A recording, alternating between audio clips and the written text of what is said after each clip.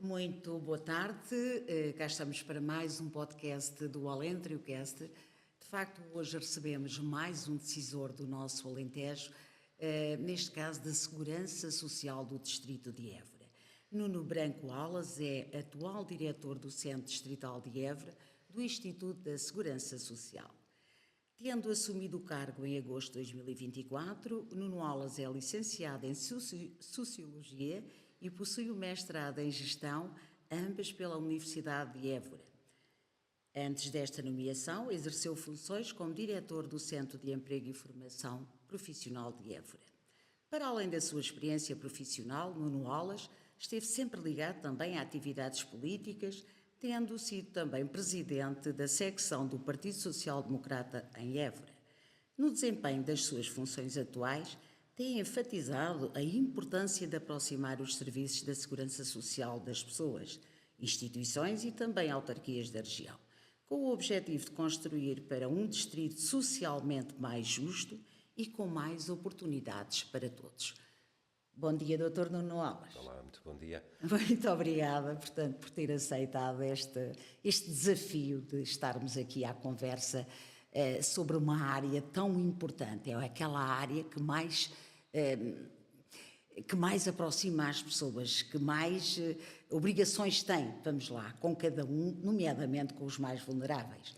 Portanto, ontem, para preparar esta entrevista, verifiquei que, de facto, havia pouca informação, nomeadamente numa conversa mais alargada como esta que estamos hoje aqui a ter, relativamente à segurança social. Isto porque, de facto, há quem diga que os diretores da segurança social são a imagem, são a pessoa que todas as diretrizes, enfim, estruturantes para esta área vêm emanadas do Governo Central, da tutela, e que são meramente figuras. Considera isso?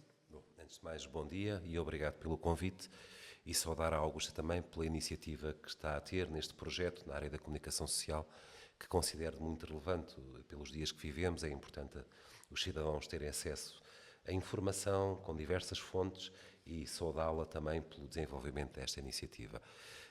Colocando do ponto de vista dessa perspectiva, portanto, o Instituto da Segurança Social é um instituto, portanto, da administração indireta do Estado, com serviços desconcentrados, neste caso distribuídos pelos 18 distritos do nosso país. Cabe efetivamente ao Governo, nas suas linhas de orientação, as linhas macro da Segurança Social, quer em matéria de prestações, contribuições e de desenvolvimento social, indicar as grandes linhas de orientação que são desejáveis para o país. Tivemos recentemente o caso do programa que julgo que é conhecido de grande parte da maioria das pessoas, do programa da gratuitidade das creches. E, naturalmente, cabe aos centros distritais, na pessoa do seu diretor, mas também de toda a sua equipa, a criar condições e acompanhar para que estas políticas sejam de facto executadas.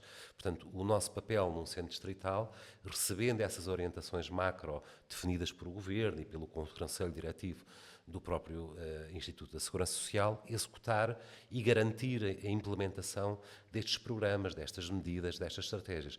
Portanto, eu diria que de facto somos uma figura, naturalmente, não é? Fomos indicados para o desenvolvimento destas atividades e cabe-nos a nós garantir e criar as melhores condições possíveis no terreno para que nesta rede de colaboração que a Segurança Social tem com tantas instituições, garantir que os programas sejam executados, aliás. Portanto, é este um pouco o princípio da orientação que nós recebemos para os centros distritais. Não é? Mas considera que deveria haver aqui, enfim, uma descentralização maior sobre estes serviços nesta ação social? Eu diria que o processo de identificação das necessidades das respostas sociais, por exemplo, na área dos idosos, na área da infância, da juventude, resulta muito da perspectiva que nós temos no terreno. Embora existam indicadores macro, taxas de cobertura, dados estatísticos que reflitam o que se passa em cada concelho do nosso país, eu entendo naturalmente que, embora não tenha essa capacidade de decisão de alocar recursos a uma determinada área ou a outra, mas de transmitir junto dos decisores, dos órgãos que têm essa capacidade, a possibilidade de o fazer. Portanto, eu diria que é um trabalho um pouco de diplomacia no território, junto das instituições, das autarquias, dos parceiros e de influência no sentido positivo dos decisores para que se aposte em determinadas áreas, em determinados concelhos do nosso território. Mas que essa, só quem conhece, portanto, o território, quem está no terreno, digamos assim, é que de facto conhece a fundo esta realidade. Naturalmente que sim, naturalmente que sim. As dinâmicas que existem, as necessidades que são evidenciadas, muitas vezes a capacidade que nós temos em muitas respostas, elas próprias carecem de investimentos, porque todas estas respostas são respostas desenvolvidas por entidades do setor social, com pouca capacidade de financiamento e, portanto, essa é a percepção que nos cabe a nós e faz parte do meu dever enquanto diretor do Centro de Évora, de reportar estas situações, sinalizá-las e influenciar positivamente decisões para que, no fim, eu não diria que seja para dar resposta à instituição ou às instituições, mas para que possamos todos juntos dar uma resposta de qualidade à nossa população, aos nossos territórios, às nossas gentes. Esse é o fim último, naturalmente, Muitas do nosso vezes trabalho. o facto de não terem determinadas competências também torna esses processos um bocadinho mais demorados, ou bastante mais. Mais morosos, muitas vezes, do que seria desejável, e disso não há qualquer dúvida. As instituições sentem isso, as pessoas sentem isso, mas pelo facto de ser demorado e ser às vezes burocrático, não nos faz desistir. O Simplex ainda não chegou aqui. Torna-nos um desafio mais interessante e também nos põe um bocadinho à prova da nossa capacidade de convencermos os decisores e apresentarmos a bondade e a racionalidade das propostas que apresentamos. Portanto, esse depois é o papel de cada um, não é? Doutor Nuno Alas, iremos depois mais à frente a questões mais específicas, mas neste momento, quais são as principais prioridades da Segurança Social para o Distrito? Neste momento, que tomou funções, portanto, há meses, portanto, desde agosto de 2024, quais são as prioridades que já sinalizou para esta sua gestão? Augusta, eu estará agora, para os próximos dias, a fazer 6 meses que iniciei estas funções e julgo que em 6 meses já consigo ter algum tipo de análise mais crítica no sentido da análise mais racional às questões. Tento estar atento a um conjunto de dimensões e dinâmicas. Há diferentes áreas. Na área da presença dos serviços locais da Segurança Social nos concelhos, onde as pessoas, como sabe, qualquer empresário, qualquer trabalhador independente ou qualquer cidadão poderá requerer as suas prestações de várias naturezas, de abono de família, de subsídios de desemprego, de doença, etc. Essa, quando eu cheguei, e é verdade que o que o interior do país muitas vezes sente, é que uma dificuldade em garantir muitas vezes a abertura e o funcionamento em condições, por forma a garantir em cada um dos nossos 14 concelhos do Distrito de Évora que exista um serviço de atendimento. Porque, efetivamente, os recursos humanos são escassos, muitos deles próximos da taxa da aposentação. O Centro Distrital de Évora, neste momento, tem cerca de 10% do seu efetivo em situação de reforma ou pré-reforma, quase a poder aceder. Isto deve nos preocupar. E como é que nós conseguimos garantir este serviço às populações, mantendo uma resposta no local? Esse é um dos meus principais desafios e também é um compromisso com os autarcas do nosso distrito, de manter em funcionamento e aberto à população e aos empresários serviços que respondam às necessidades das pessoas. Porque se entrarmos numa lógica puramente estatística, de avaliar o número de atendimentos efetuados, por exemplo, vamos comparar no Concelho de Mourão ou se vamos comparar no Concelho de Setúbal, entramos numa análise estritamente quantitativa e que para nós no interior não pode servir. Nós temos que garantir e criar condições para que efetivamente qualquer cidadão no concelho mais pequeno do nosso país possa ter uma resposta adequada às suas necessidades. Esse é um dos desafios que eu trago. Para dar uma ideia, fechámos o ano 2024 com cerca de 154 mil atendimentos presenciais na nossa rede de 14 serviços locais, portanto, um em cada concelho. Portanto, 154 mil pedidos de atendimento, com certeza alguns de repetidas pessoas, mas significa que estamos aqui para dar uma resposta às populações naquilo que são as suas dúvidas, naquilo que são também os seus direitos relativamente às prestações do sistema previdencial do nosso país. Porque as pessoas têm esse direito, fazem os seus descontos e têm direito às suas prestações e têm o direito a serem informadas nos locais. Isto cria aqui inúmeros desafios. É verdade que Para as gerações mais novas, plataformas como a Segurança Social Direta são plataformas onde se consegue obter informação, fazer pedidos, etc. Mas para muita da nossa população essa não é uma realidade. E, portanto, nós temos de estar presentes no território para apoiar as pessoas e dar-lhes as explicações e o apoio que é devido. E precisamente, e falamos que estes 14 distritos de facto têm um envelhecimento populacional e há uma desertificação também deste interior, de que forma é que existem estratégias que podem ser adotadas para garantir a sustentabilidade desta região? Isso é uma análise do ponto de vista, é uma análise muito macro, muito macro, muito macro. Há questões que eu trago por princípio, e agora eu falava na área das prestações. Há uma questão que eu trago por princípio desde que comecei a trabalhar. Eu iniciei a minha vida profissional era do emprego e da formação e ainda hoje considero muito isso. Que em idade adulta, ou em idade ativa, será a melhor classificação, não há maior fator de inclusão social que o trabalho. Todas as respostas sociais servem às prestações para situações de dificuldade, situação em que a pessoa já não tem, por via da sua idade ou da sua incapacidade, existe para dar, mas do ponto de vista macro, para a nossa região, eu diria que em idade adulta ou ativa, o principal fator de inclusão é o trabalho. E desse ponto de vista, todos juntos, decisores políticos, decisores nas regiões, autarcas, empresários, de construir esse futuro.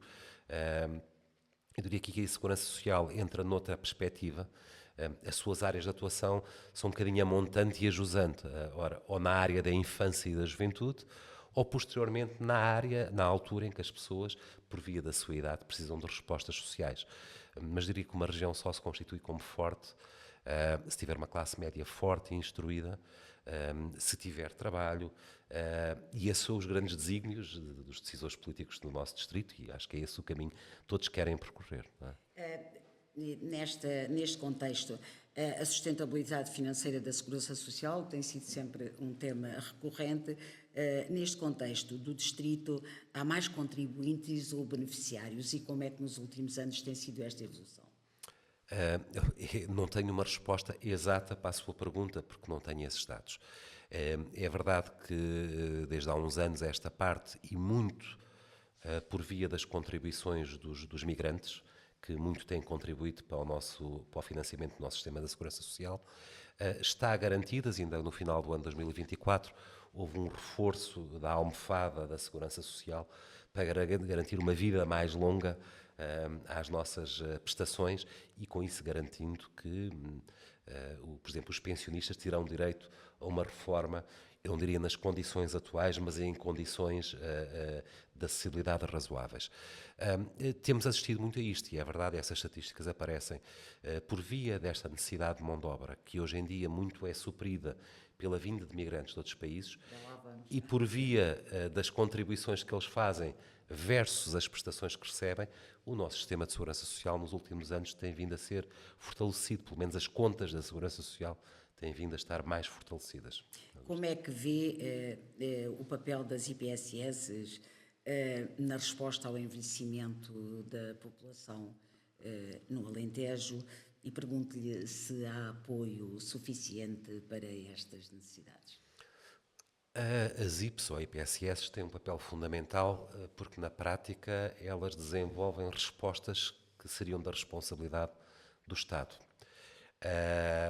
E fazem-no de forma em colaboração com o Estado, através do financiamento do Estado, ou parte do financiamento às respostas que desenvolvem, porque fazem-no melhor que ninguém. O Estado Central não teria a mesma capacidade de responder em creches, em estruturas residenciais para pessoas idosas, na área da deficiência, não teria a capacidade, de certeza absoluta, de gerir tão bem as respostas como as instituições têm. Isto também é um princípio, e é factual, mas também é um princípio de convicção minha de que as pessoas são supletivas ao Estado e que as pessoas fazem melhor do que o Estado a gerir estes equipamentos. E há inúmeros casos na nossa história que nos demonstram isto. Posto isto, este papel relevante, porque estas instituições desempenham funções sociais do Estado, As instituições têm um papel importantíssimo e de desenvolvimento dessas mesmas respostas. Portanto, nesta lógica, é de toda a importância que colaborem através do financiamento, ou pelo menos parte do financiamento da Segurança Social, mas que elas no território são capazes de dar esta. E também tem outra sensibilidade, porque repare, Augusta, quando estamos, eu tento não estar muito sentado no meu gabinete e tento conhecer as realidades, mas quando estamos muito sentados, neste caso o distrito, eu sediado em Évora, no Conselho de Évora, eu tenho pouca percepção, ou não consigo ter a percepção exata que um dirigente de uma IPS ou que um autarca consegue ter relativamente aos problemas do seu território. E acho que é esta consciência que nos deve nortear, em que, em conjunto e de forma colaborativa, o Estado, por via da Segurança Social, e as instituições e as autarquias desempenhem um trabalho de suporte, de apoio à rede, de prevenção de problemas, de identificação de estratégias para responder às necessidades das pessoas. Doutor Nuno Alas, a imigração e integração no Alentejo, vamos então a esta parte, o distrito de Évora tem assistido a um crescimento de população imigrante, seguindo a tendência do Alentejo, onde a imigração aumentou 6,6% no último ano. Como é que avalia este crescimento e que impacto tem tido na economia e também na segurança social do distrito? Efetivamente, e face àquilo que falávamos no princípio, o envelhecimento da nossa população, Portugal não conseguiria sobreviver sem a vinda de muitos migrantes que asseguram a mão de obra em inúmeras áreas do trabalho, na área da agricultura, na área da hotelaria, do turismo, que é o nosso grande motor de crescimento da economia. Sem estas pessoas não seríamos capazes de termos o dinamismo e o crescimento económico que estamos a ter nos últimos anos. Naturalmente que é uma realidade que cabe acompanhar. E através dos meios da comunicação social, de outras formas, é reconhecida as dificuldades e muitas vezes as condições que esta população migrante vive. Eu devo dizer que tenho acompanhado com especial cuidado o trabalho feito pela AIMA.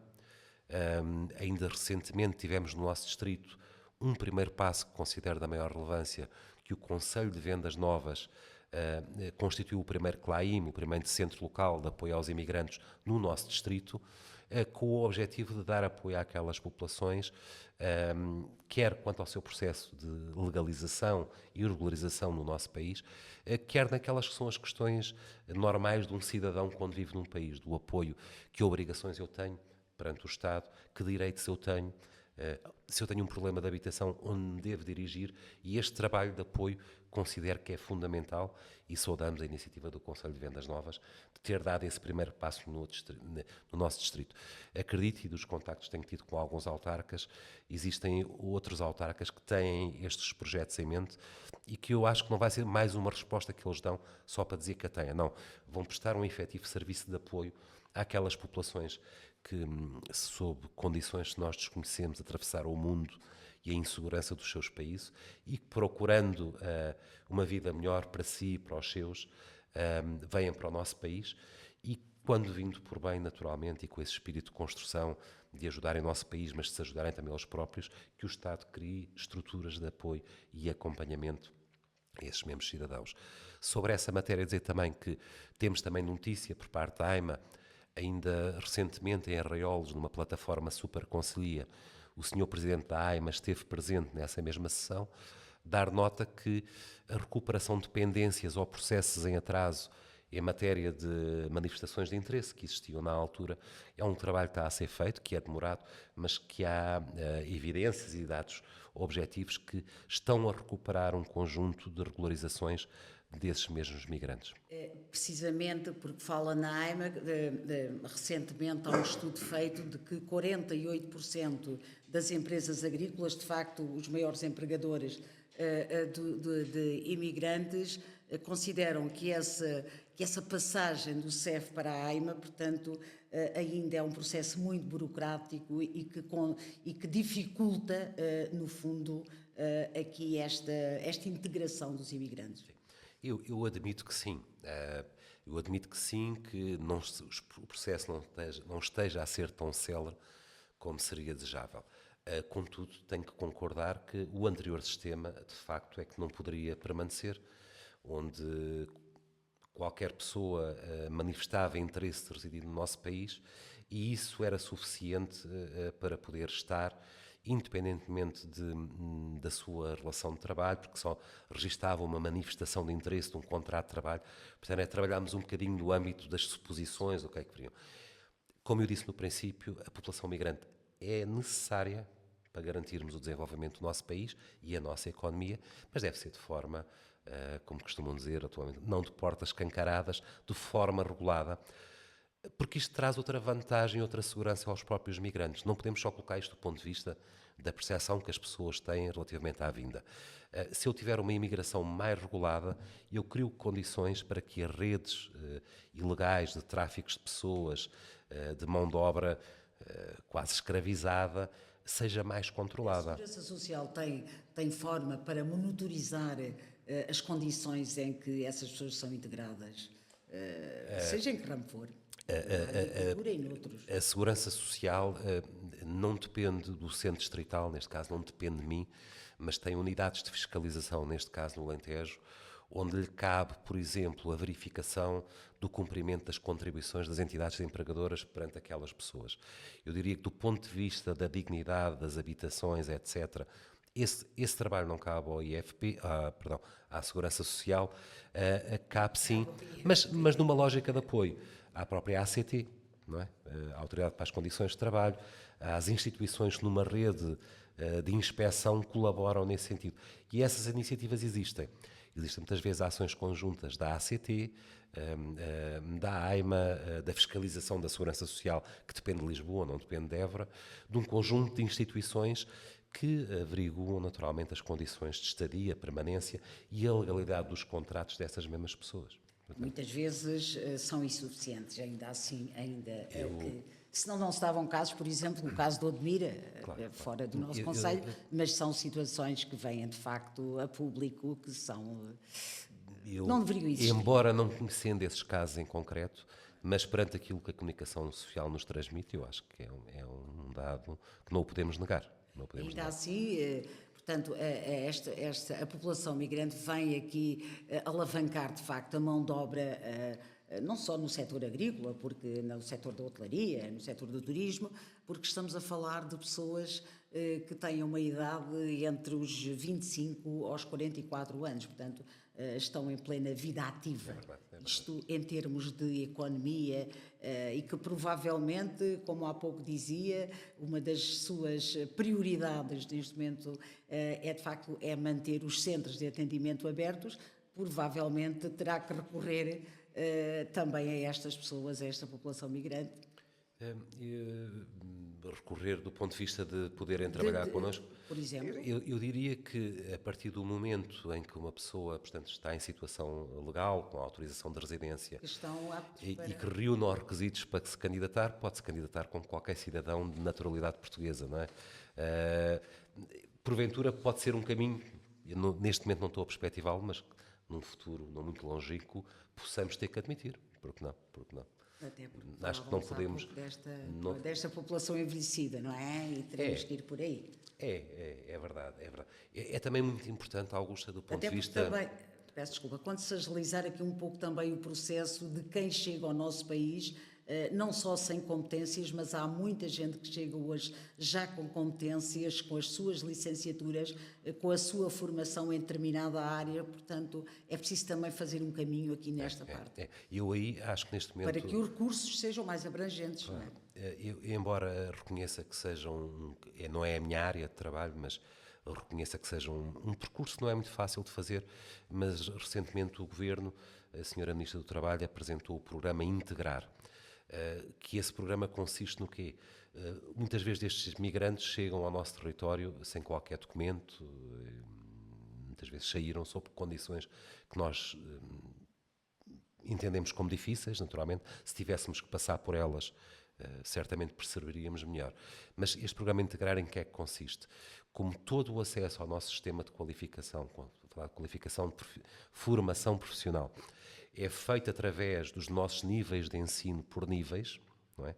eu ter um determinado nível de qualificação, 2 ou 4 ou 5, e muitas destas pessoas sendo necessárias à nossa economia e não poderem integrar estas respostas, o Governo desenvolveu um programa de avaliação dessas competências, por forma a que também estes migrantes, que imagino que tenham vindo trabalhar para a agricultura, porque não formá-los como na área da construção civil e eletricidade.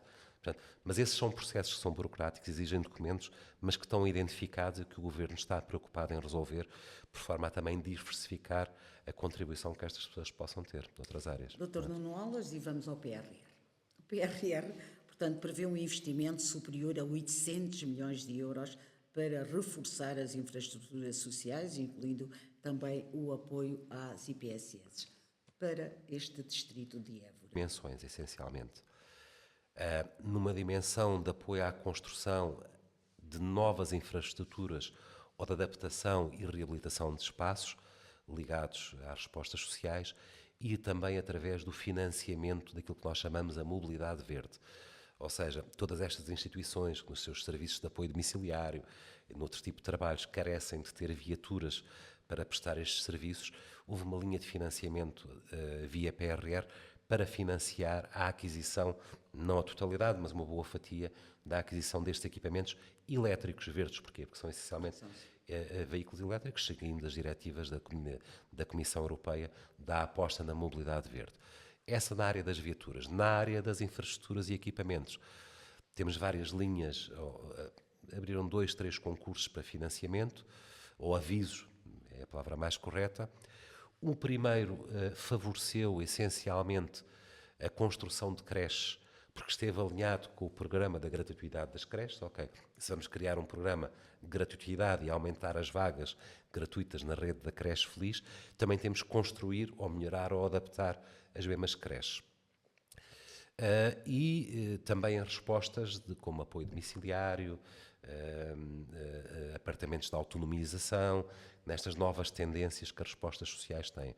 Portanto, essencialmente nestas duas áreas, mobilidade verde através de veículos elétricos, ampliação, construção de raiz ou remodelação de creches e outras respostas, mas com predominância nas creches. E percebe-se o alinhamento entre uma política e o seu financiamento. Portanto, faz todo o sentido. Não é? Aqui a questão, falávamos da execução. A execução, há pouco tempo, ouvia um dos nossos governantes dizer que, em termos de PRR, temos apenas 20% de execução, o que é muito bom, o que é muito pouco, aliás, o que é muito pouco, de facto, para, enfim, chegarmos a bom porto com a execução até 2026. Portanto, como é que o Distrito está em nível de execução daqueles projetos que já foram aprovados e estão em execução? Sim, em matéria de segurança social, portanto, o Instituto da Segurança Social constitui-se como organismo intermédio para financiamento destas duas áreas que eu referia.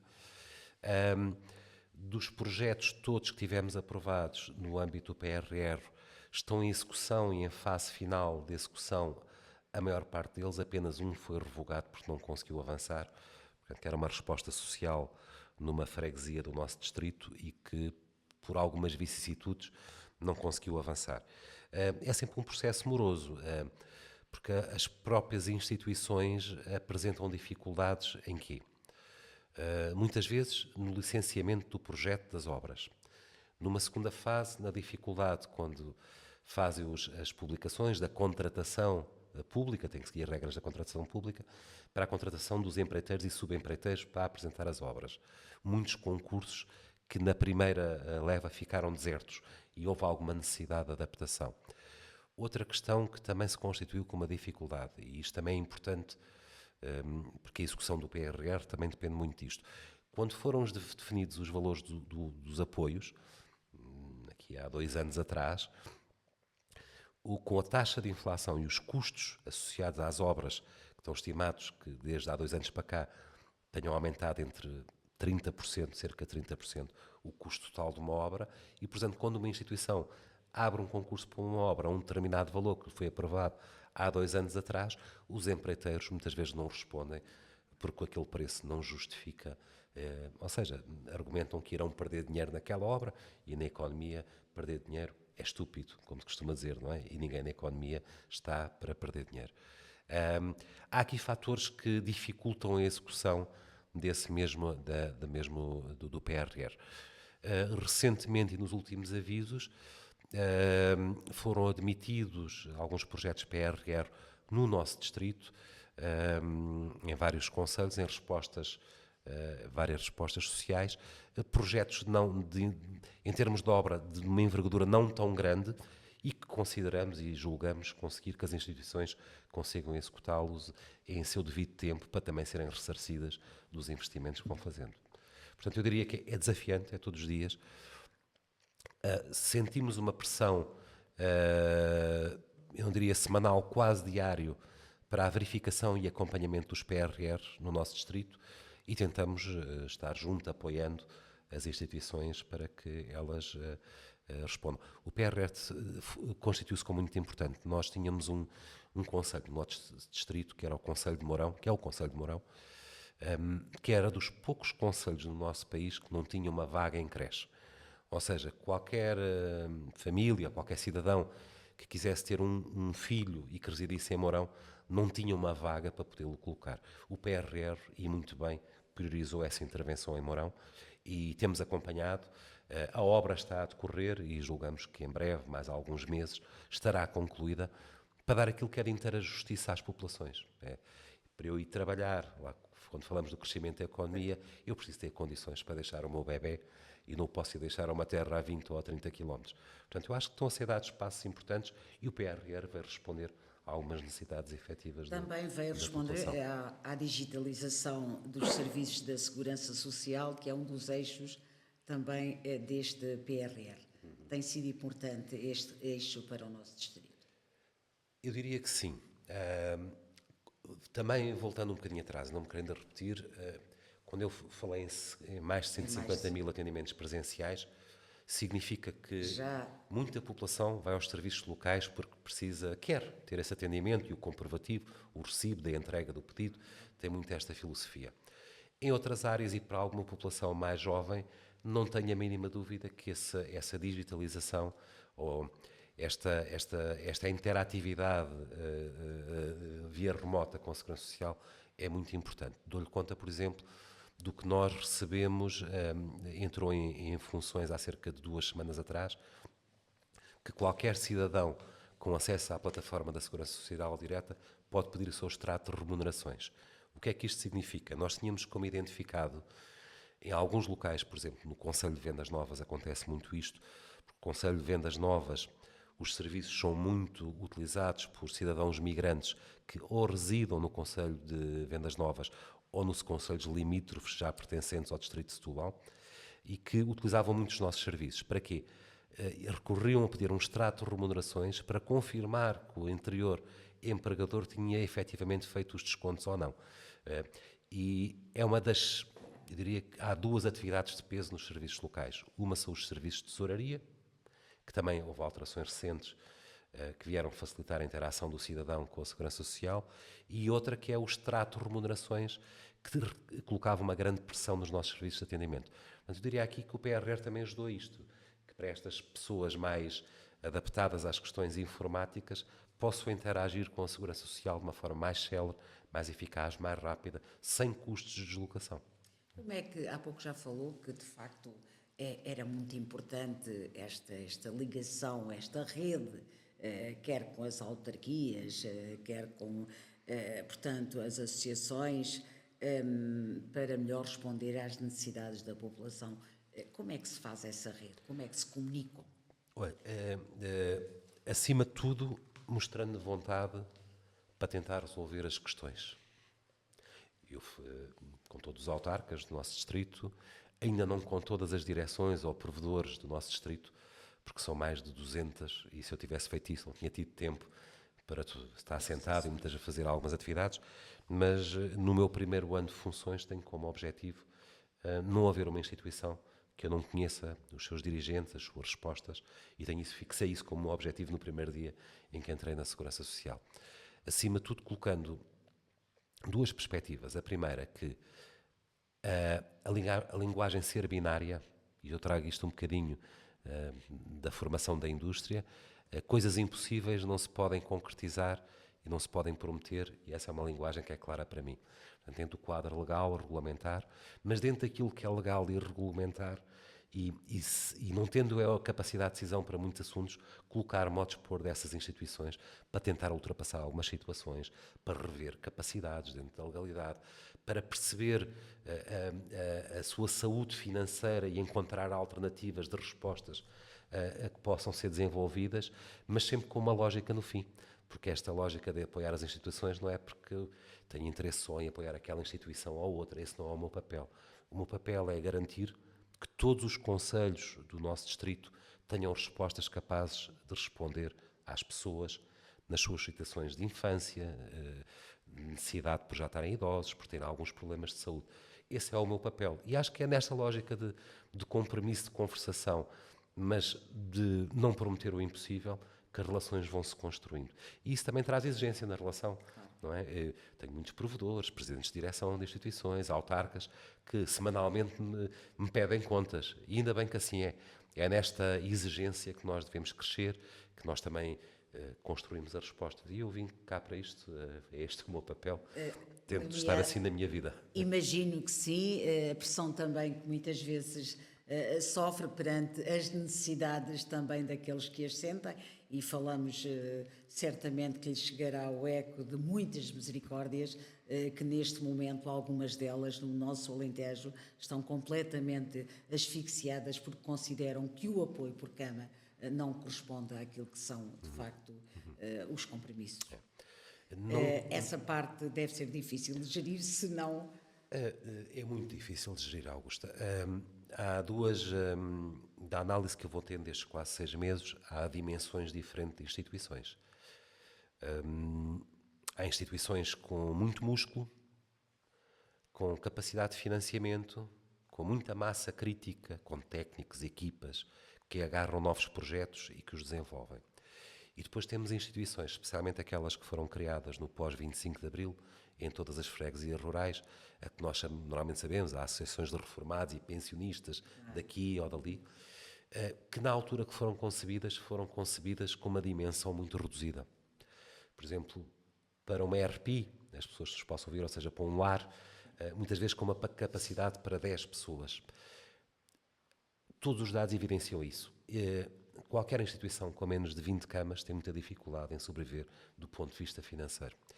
Eu diria que muitas misericórdias fazem um trabalho, têm feito um trabalho de evolução, de fortalecimento do seu papel, e eu aí acho que têm feito um trabalho importante. Todas merecem a minha preocupação, mas estas instituições pequenas, nas freguesias pequenas, eu diria que são aquelas que neste momento atravessam maiores dificuldades. E são também aquelas em cuja resposta é mais difícil de alcançar, porque para crescer exige financiamento. E o financiamento nesta área dos idosos, do acolhimento dos idosos, é algo que neste atual quadro comunitário, por exemplo, não está previsto. E cria-se aqui situações de dificuldade. São desafios diários, Portanto, especialmente para as instituições, mas também para nós. Não é? Soluções e respostas que neste momento possamos dar a essas instituições. Soluções imediatas não existem e carecem sempre de uma análise casuística em cada Portanto, será instituição. sempre um processo que serão condenadas a agonizar-se. Não, eu não diria. Muitas temos que... O Estado tem que dar a mão a estas instituições, porque estas instituições exercem uma função social do Estado. E é nesta procura de respostas ou de soluções que possam mitigar os problemas financeiros e de funcionamento que têm, que a Segurança Social deve agir. Eu tenho tentado, junto a estas instituições, ainda recentemente estive com uma instituição de uma freguesia do Concelho de Évora, que se debate com este dilema. E, portanto, estamos a tentar encontrar soluções, e a própria instituição também, através do recurso a mecenas, etc., de encontrar uma solução que a faça crescer ao ponto de ser sustentável do ponto de vista económico e financeiro. Porque eles próprios também depois vivem outros dilemas, que é, neste momento, a rotatividade de recursos humanos nestas instituições é extrema, ao ponto de 30%, 40% da equipa manter-se permanentemente em rotação. É um trabalho que importa valorizar do ponto de vista social, eu acho que é muito importante. Era isso que eu ia perguntar, se essa rotatividade não terá a ver, de facto, com muitas vezes com as poucas condições que essas pessoas têm de trabalho, até porque são trabalhos exigentes, de horários rotativos, portanto, que às famílias trazem, enfim, dificuldades muitas vezes acrescidas e que, de facto, essas pessoas têm que ser olhadas também. Os cuidadores informais, essas pessoas têm que ter aqui uma atenção diferente do Estado. Eu acho que é fundamental isso. Eu, se permitir só voltar um bocadinho atrás, quando falavam do financiamento por camas, no mês de novembro de 2024, o Sr. Primeiro-Ministro, este atual Governo, tomou uma decisão que eu considero da maior relevância, que é, existem compromissos de cooperação com o setor social, que são assinados entre o Governo, a União das Misericórdias, a CNIS e as mutualidades portuguesas. E existiu o compromisso de, no prazo de 3 anos, o financiamento que a Segurança Social dá a estas instituições cresça não em função da inflação, mas por forma a garantir que em 2027 ou 2028, já não consigo precisar, o financiamento da Segurança Social atinja aos 50% do custo que aquela instituição tem naquela resposta. Acho que há aqui um compromisso também importante deste Governo para garantir... E também na valorização de quem trabalha. Muito bem. Eu acho que isso é um papel fundamental. Nesta questão. Mas que, enfim, as associações e IPSS também não têm condições para garantir ou remunerar essas condições. As instituições, por via do aumento do salário mínimo nacional nos últimos 6, 7 anos... Que ficaram sufocadas também, muitas delas, por isso, verdade, não é? É verdade. É um caminho que é muito importante. Melhorarmos o rendimento dos nossos trabalhadores. Para as instituições isto criou constrangimentos, porque o que aumentou a comparticipação da Segurança Social... compensação... portanto, a sua margem, isto pronto, não é preciso ser economista para perceber, claro. A sua margem esmagou-se, e é estas dificuldades que muitas vezes agudizam. Voltando à questão do reconhecimento do papel destas pessoas que trabalham, eu acho que é todo muito importante. O pagamento destes salários não são salários altos e que são comparáveis a qualquer trabalho, com menos exigente do ponto de vista físico e emocional, não é? Especialmente quando trabalhamos com idosos, situações de demência, deficiência. Do ponto de vista emocional, isto também é difícil trabalhar e estar preparado para este tipo de trabalho.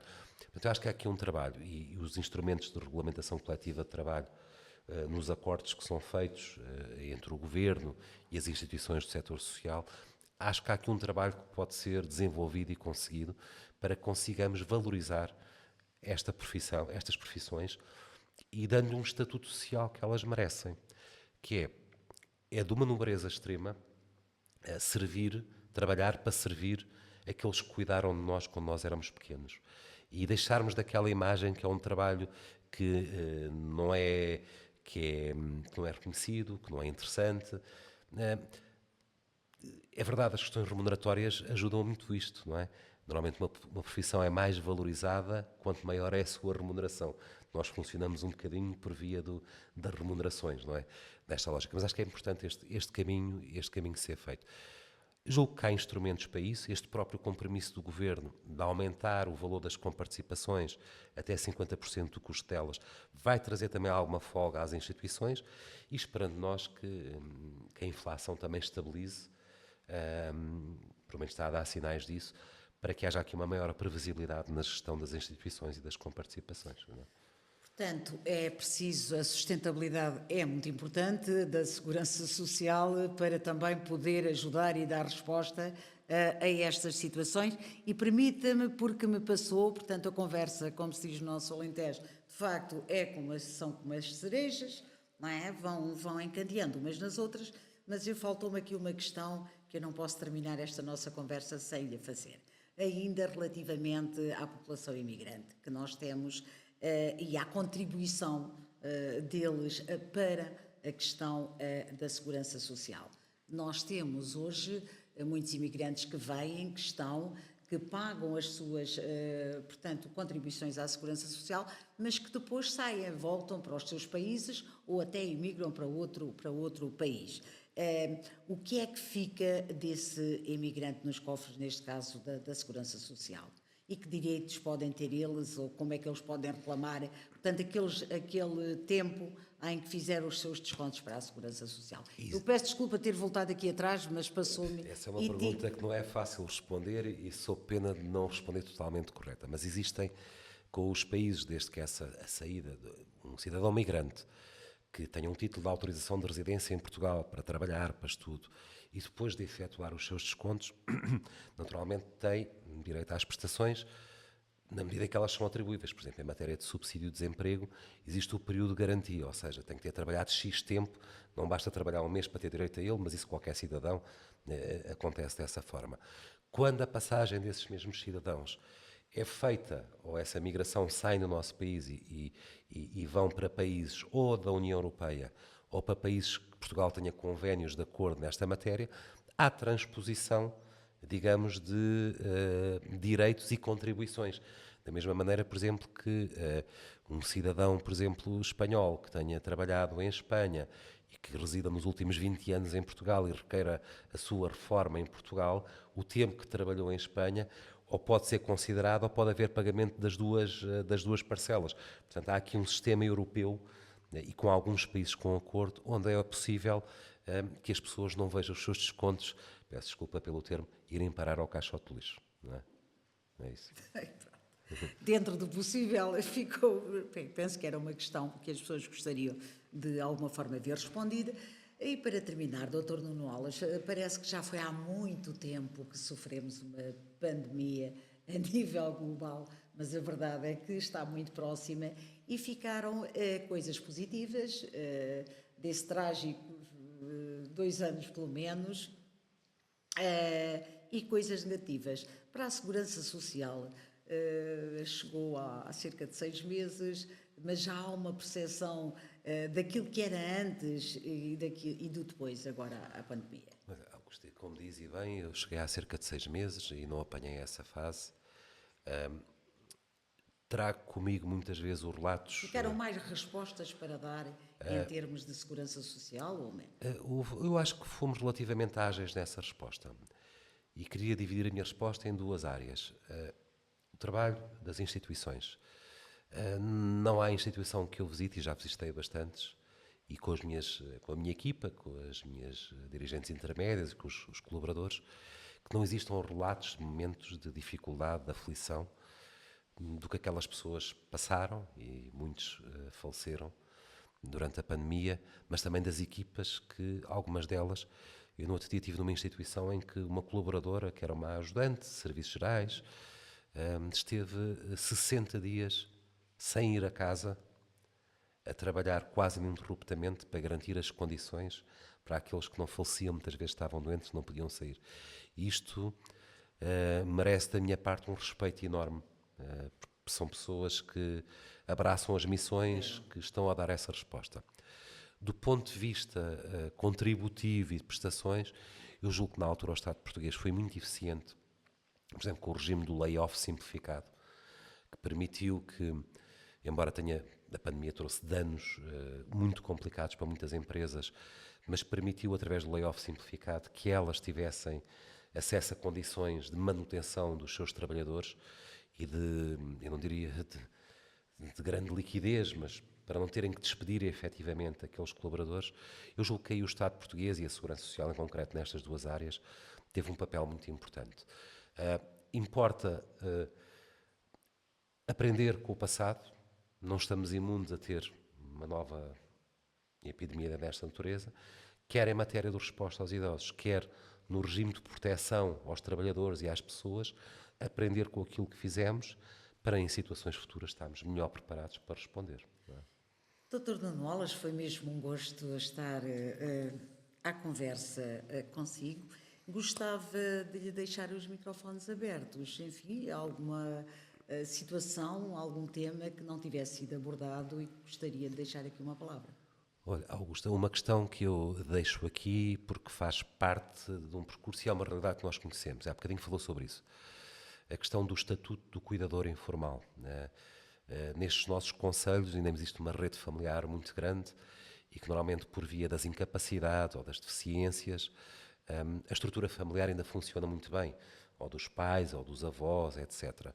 Mas funciona por, muitas vezes, de forma muito intensa, e esgotando as pessoas do ponto de vista físico e psicológico na resposta e nos apoios que dão. E diz-lhe que existe uma grande aposta deste governo para reforçar o estatuto do cuidador informal, aliás, através de algumas coisas, com o reconhecimento, para que isso dê garantias. Vamos imaginar, por exemplo, uma pessoa que trabalha e que tenha o pai e a mãe em situação de dependência e que não queiram institucionalizar os seus pais, porque essa não é a vontade da família, em matéria de proteção laboral, no regime de faltas, etc. Também pessoas que, por via, muitas vezes optam por deixar os seus trabalhos, e naturalmente a prestação tem que ser calculada, não é automática, poderem ter uma compensação ou um subsídio por serem cuidadores informais. Isto, atenção aqui aos microfones, não é uma prestação automática, carece de ver o rendimento das famílias, etc., não é automático. E com o reconhecimento que as famílias e outros vizinhos, proximidades, cuidam muito das pessoas, julgo que em boa hora e muito bem, estamos a reforçar os projetos ligados aos cuidadores informais, a intensificar esta comunicação para que as pessoas não se sintam protegidas e sintam-se apoiadas, quer do ponto de vista dos direitos laborais, de prestações e de outra coisa que é muito curiosa e que eu tenho frequentado, que são grupos que eu diria quase de autoajuda e de rede de cuidadores informais, porque são pessoas que... Portanto, importante inseri-los nesta rede. E é importante também que partilhem que eles não estão sozinhos a passar pelas mesmas dificuldades. E às vezes neste momento de partilha que eu tenho com alguém que está na mesma situação que eu encontro soluções, que eu não me vou tão abaixo, que eu ganho ajuda. Há uma questão que também é importante, que é o direito ao descanso do cuidador informal. A própria estrutura de rede de cooperação da Segurança Social está a avaliar e vai disponibilizar locais para descanso destes cuidadores, que muitas vezes já são pessoas que não vão para novas e que estão esgotadas do ponto de vista físico e psicológico. Acho que é um bom caminho que a nossa sociedade está a fazer, porque é necessário e é necessário garantir e reconhecer que as pessoas estão a fazer bem ao tomar conta dos seus. Muito obrigada mais uma vez, Dr. Eu é que Nuno agradeço. Wallace. Foi de facto um gosto. Nunca penso que o nosso distrito ouviu falar de segurança social como hoje nesta conversa e isto obviamente tem mesmo que lhe agradecer. Augusta, foi um gosto estar Muito aqui obrigada. convosco e os maiores sucessos para este recente projeto. Muito obrigada. Obrigado. Muito obrigada.